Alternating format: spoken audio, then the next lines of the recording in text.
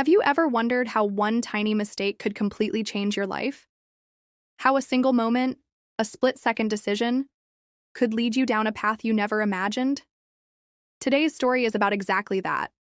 An accidental hug that brought together two souls from completely different worlds. Welcome to Chance Encounter, a billionaire's unexpected love. A story that reminds us how love can find us in the most unexpected places. Before we begin, I'd love to know where you're watching from. Drop a comment below telling me your location, and let's see how far this story travels around the world.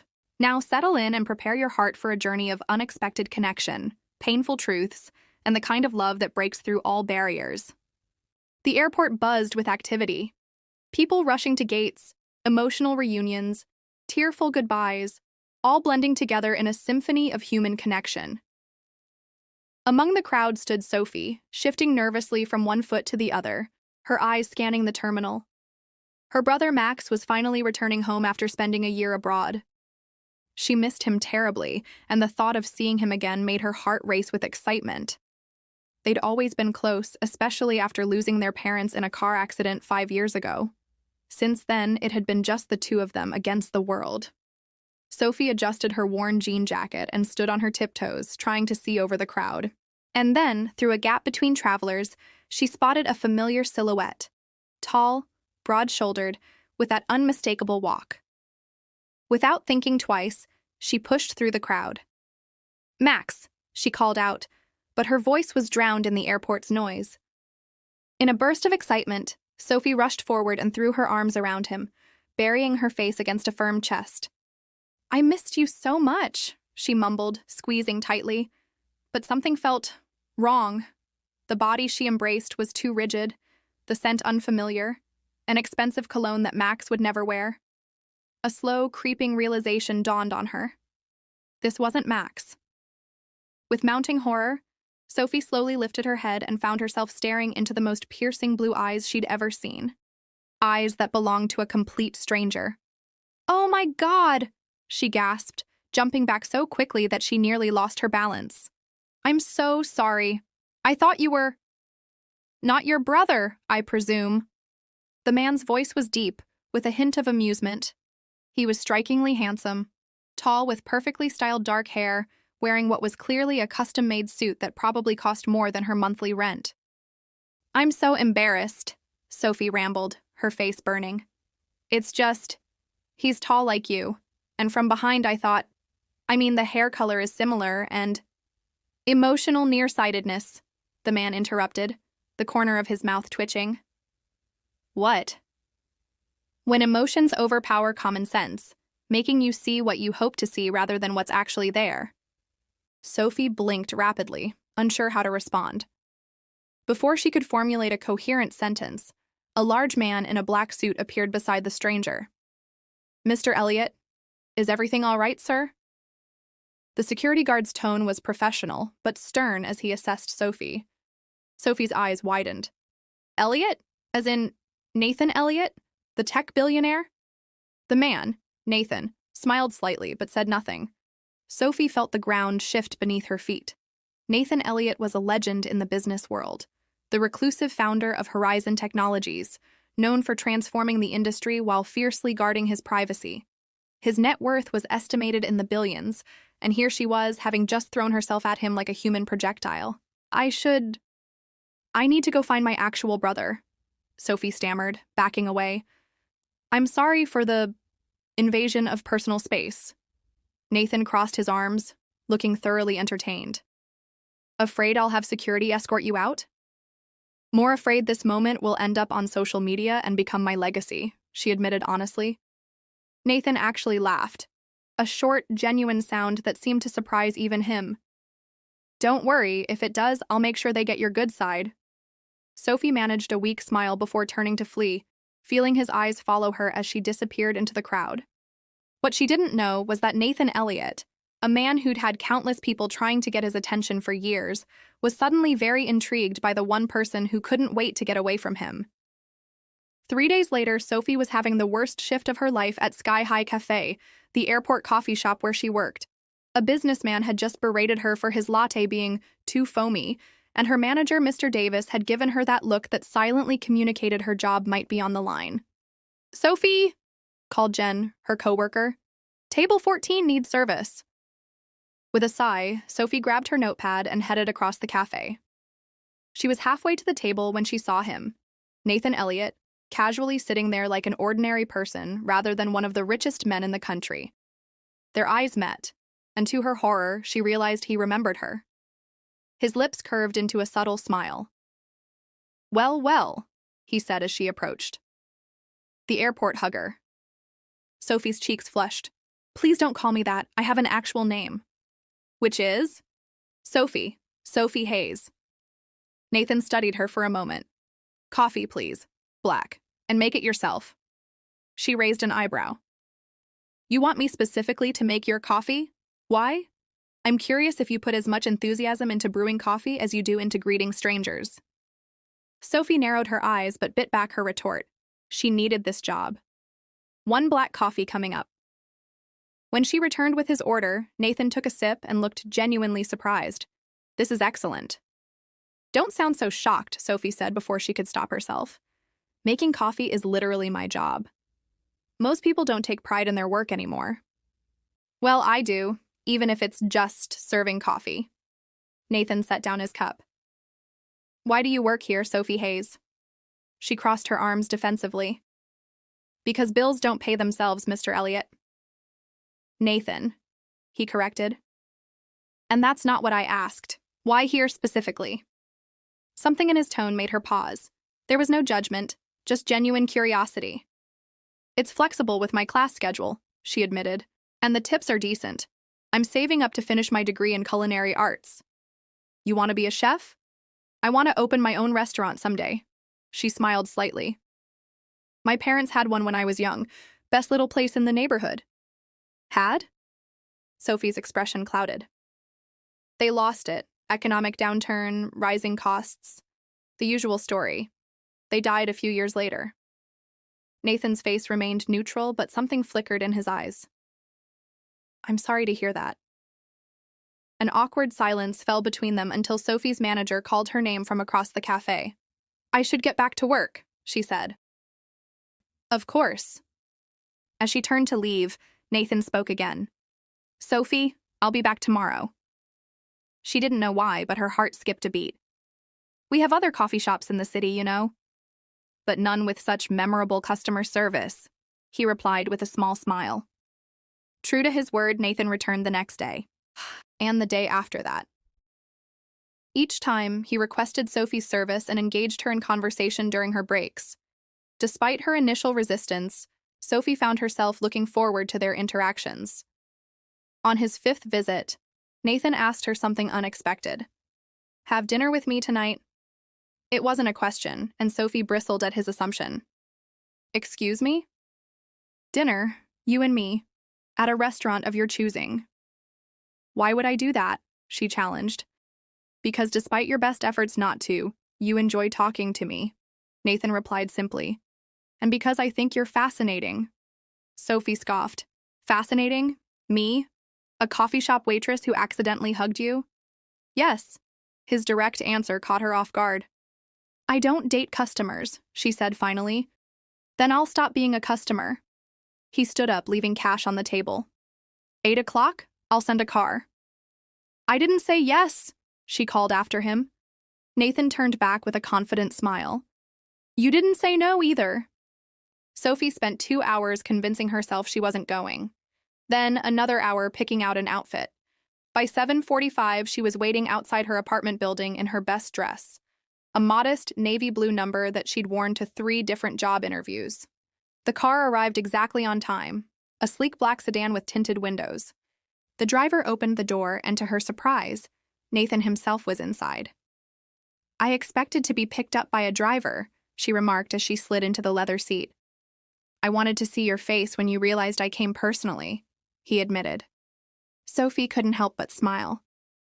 "Afraid I'd stand you up?" "Calculated risk assessment is part of my business." The restaurant Nathan took her to wasn't what she expected. Instead of some ultra-exclusive place with impossible reservations, it was a charming local bistro, upscale but comfortable. I research places that focus on quality ingredients and innovative techniques, Nathan explained.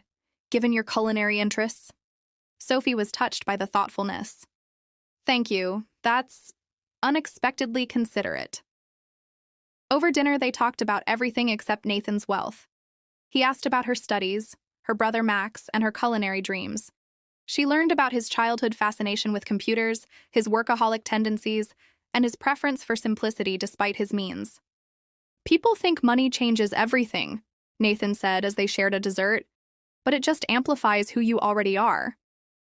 And who are you? Sophie asked. Nathan considered the question. Someone who's used to people wanting something from him.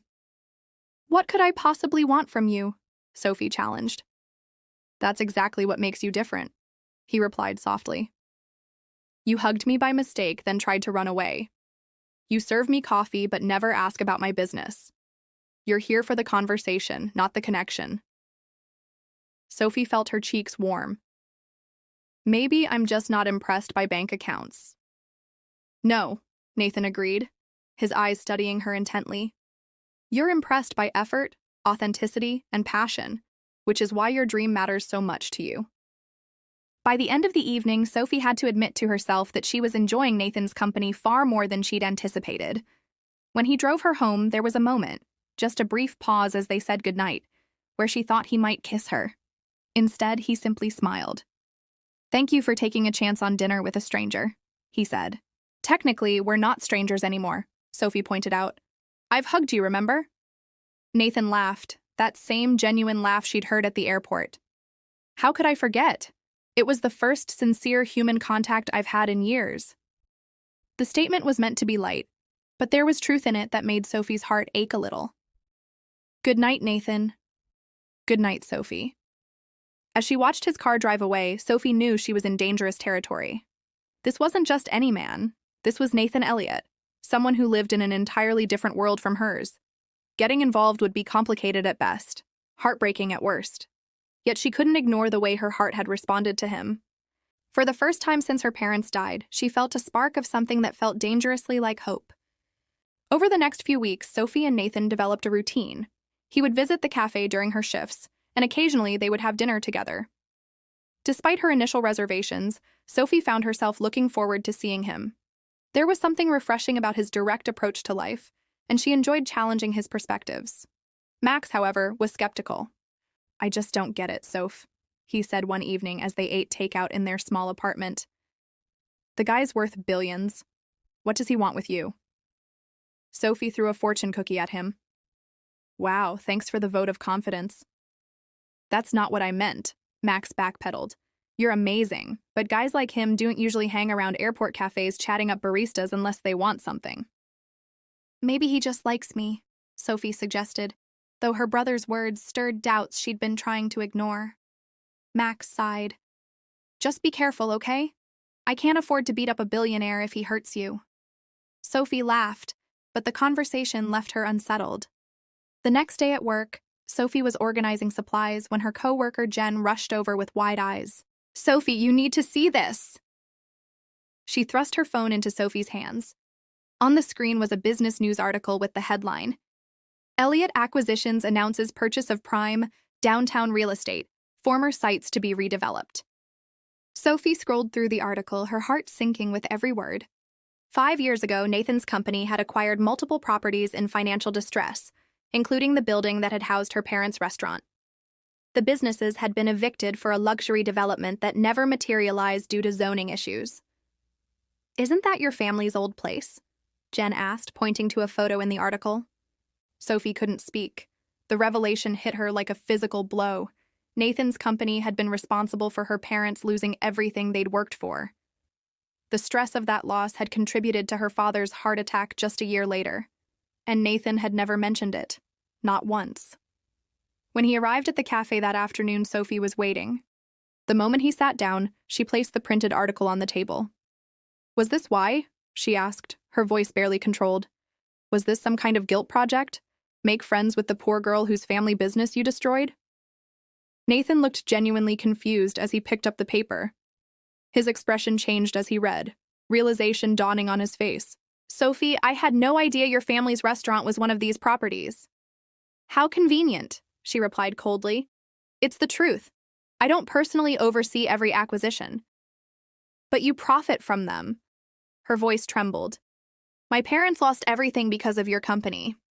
My father died of a heart attack a year later, partly from the stress. And now you waltz into my life, never mentioning the connection? Because I didn't know, Nathan insisted, reaching for her hand. Sophie pulled away. Don't. Just don't. With tears threatening to spill, she turned and walked away, ignoring his calls after her. For the first time since meeting Nathan Elliott, everything made sense. His interest in her, his questions about her past, his sudden appearance in her life. It had never been about her at all. Sophie avoided Nathan's calls and texts for days. She switched her shifts at the cafe and asked her coworkers to tell him she was unavailable if he came looking for her. The pain of betrayal was too fresh, too raw. Then, on a rainy Tuesday night, everything changed again. Max collapsed while studying. Sophie rushed him to the hospital, terrified as she watched the paramedics work on her brother. Hours later, a doctor delivered devastating news. Your brother has a rare kidney condition, he explained gently. He needs specialized treatment immediately, possibly even a transplant. Whatever it takes, Sophie said without hesitation. How much will it cost? When the doctor named the figure, Sophie felt the room spin.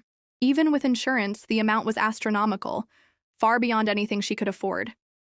In desperation, she called the one person she knew could help, swallowing her pride and pain. Nathan answered on the first ring. Sophie, I need help, she whispered, her voice breaking. It's Max. He's sick. Without asking questions, Nathan simply said, I'm on my way. He arrived at the hospital within 30 minutes, bringing with him a specialist who immediately took over Max's care. Nathan handled the paperwork, the insurance calls, everything, creating pathways where barriers had stood only hours before. Sophie watched in conflicted silence as this man, whose company had caused her family so much pain, now worked tirelessly to save her brother. When Max was finally stable and resting, Sophie found Nathan in the waiting room, tie loosened, sleeves rolled up, making calls to ensure Max received the best possible care. Why are you doing this? She asked when he finished his call. Nathan looked at her with tired eyes. Because you asked me to. That's it? Isn't that reason enough? Sophie sank into the chair beside him, emotionally drained. I don't know how to feel about you right now. I understand, Nathan replied quietly. But Sophie, I want you to know something. After you showed me that article, I investigated. Your parents' restaurant was indeed one of the properties acquired by my company during a period when I was focused on expansion and delegated most decisions. He ran a hand through his hair, a gesture she'd never seen from him before, one that made him look suddenly human, fallible. It was wrong, he continued. Not illegal, but ethically questionable. The kind of business I told myself was necessary but never sat right with me. It's why I restructured my company 2 years ago, shifting focus from acquisition to innovation. Sophie listened silently as he spoke. I didn't know about your parents specifically, but I knew there were people like them. People who suffered because of corporate decisions that prioritized profit over community. That knowledge has haunted me. Sophie looked at him, really looked at him, and for the first time saw the weight he carried. So what now? Now, we focus on your brother, Nathan said simply, and when he's better, if you're willing to talk to me again, I have a proposition for you.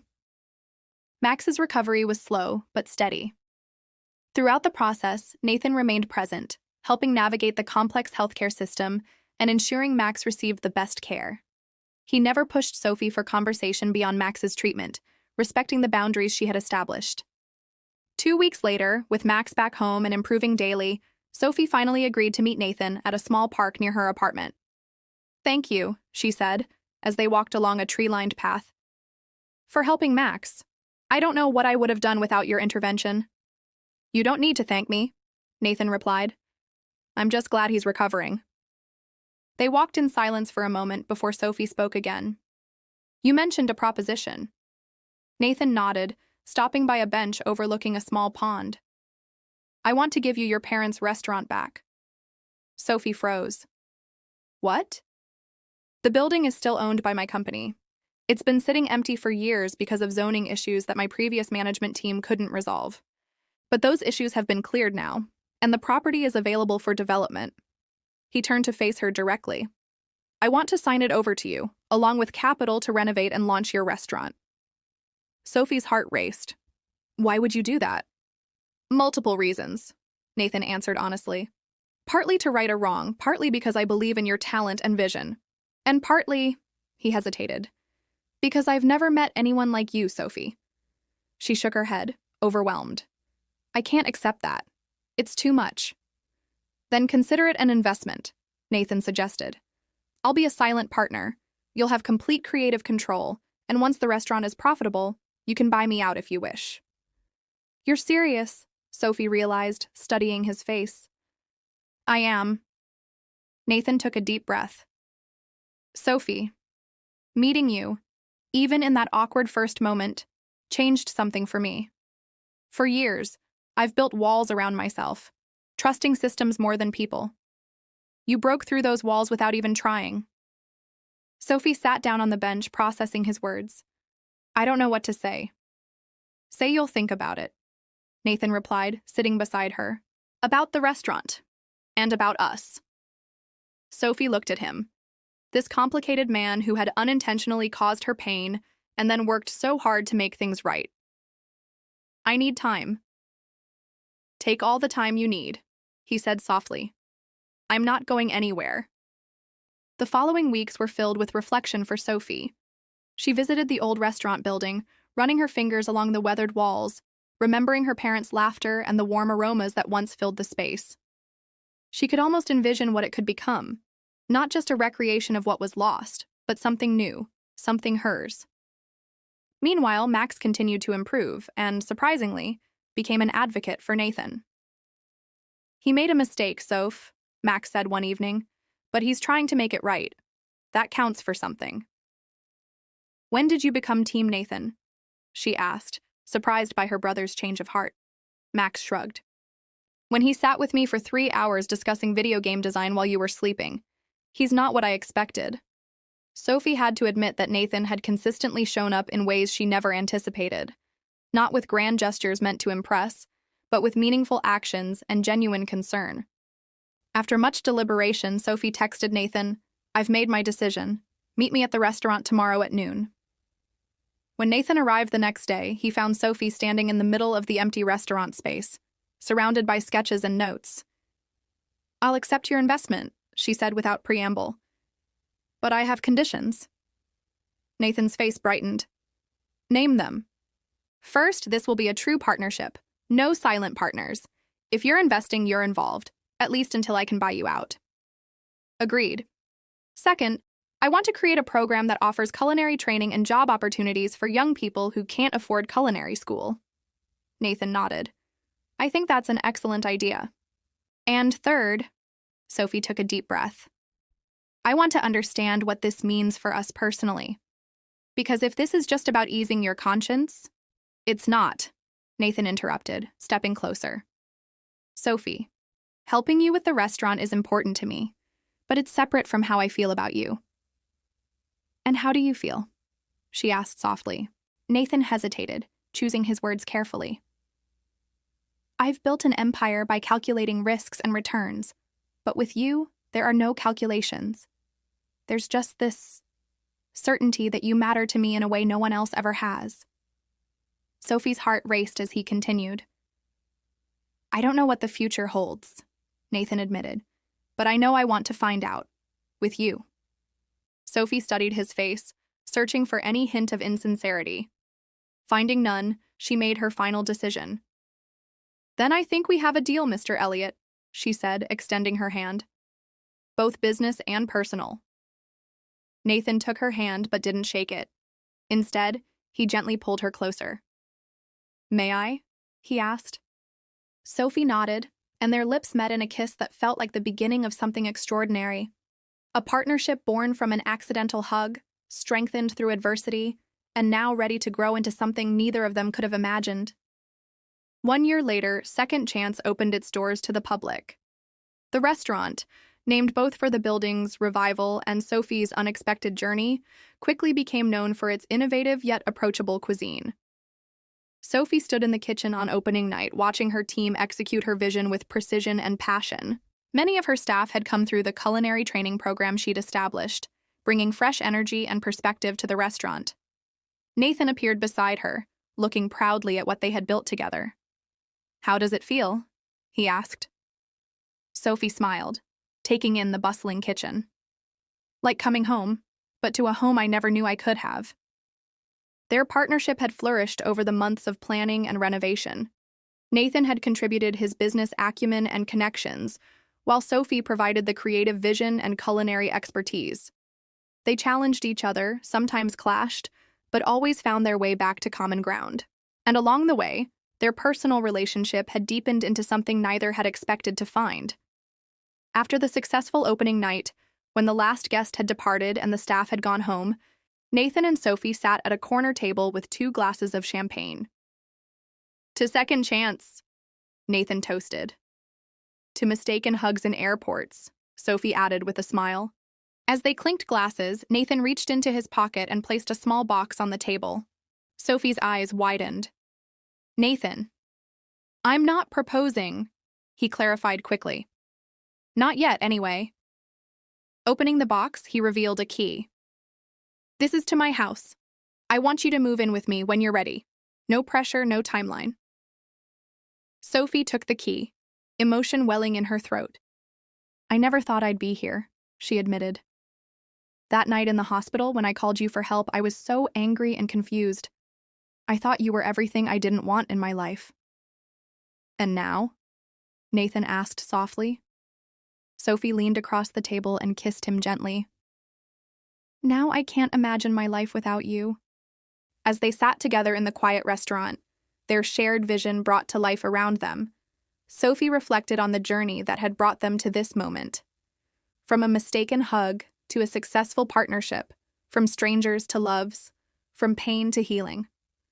Sometimes the greatest gifts came from the most unexpected mistakes.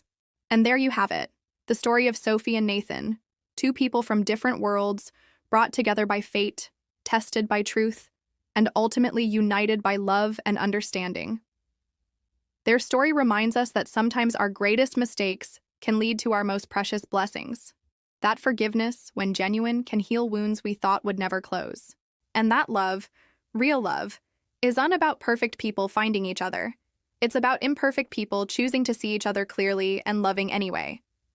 If you enjoyed this story, please don't forget to hit that subscribe button and turn on notifications so you never miss our future stories. Your support means the world to us here at Heartfelt. And remember, in a world where we're all rushing from one moment to the next, sometimes the wrong hug can lead you exactly where you're meant to be. Until next time, this is Heartfelt, reminding you that every heart has a story worth telling.